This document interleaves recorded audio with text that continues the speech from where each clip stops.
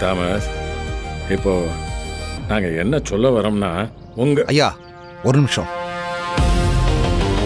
நான் பேசி முடிச்சிடறேன்.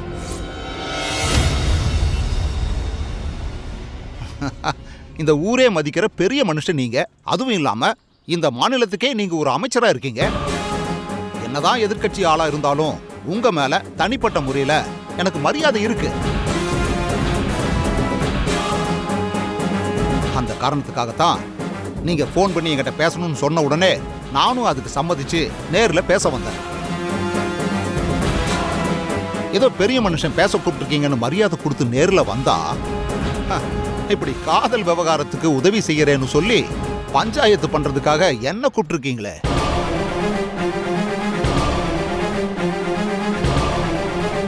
இந்த விஷயத்துக்காக தான் என்ன நீங்க கூப்பிடுறீங்கன்னு தெரிஞ்சிருந்தா நீங்க இருக்கிற திசை பக்கம் கூட நான் திரும்பி பார்க்காம போயிருப்பேன். என்னையா பெரிய மனுஷன் நீங்க? சரி, பேசாம இரு. பொறுமையா இரு. அப்பா ஒரு என்ன வார்த்தை? அமைதியா இருன்னு சொல்றேன்ல.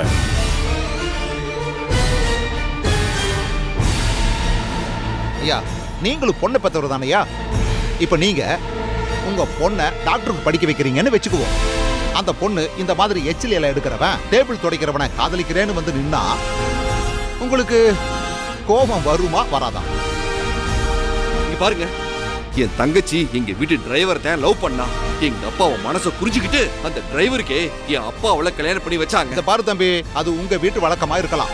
சில விஷயத்தை செய்யறதுக்கு வெக்கம், மானம், சூடு, சொரணை இதெல்லாம் கொஞ்சமாவது இருக்கணும் தம்பி.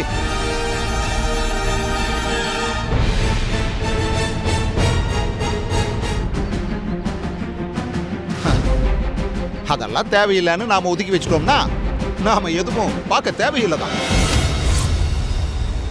எங்க தம்பி இத பாருங்க தம்பி, உங்க வழக்கப்படி உங்க வீட்டு பொண்ண டிரைவருக்கு கல்யாணம் பண்ணி கொடுக்கலாம், இல்ல கிளீனருக்கு கல்யாணம் பண்ணி கொடுக்கலாம். ஆனா எங்க வழக்கம் அப்படி கிடையாது.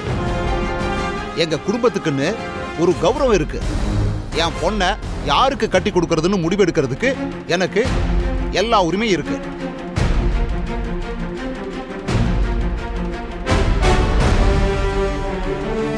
நான் அவளுக்கு பார்த்திருக்கிற மாப்பிள்ள கனடா மாப்பிள்ள ஐயா. அவரு என் பொண்ணை கல்யாணம் பண்ணிட்டு அவளை கனடாலேயே டாக்டருக்கு படிக்க வைக்கிறேன்னு சொல்லியிருக்காரு.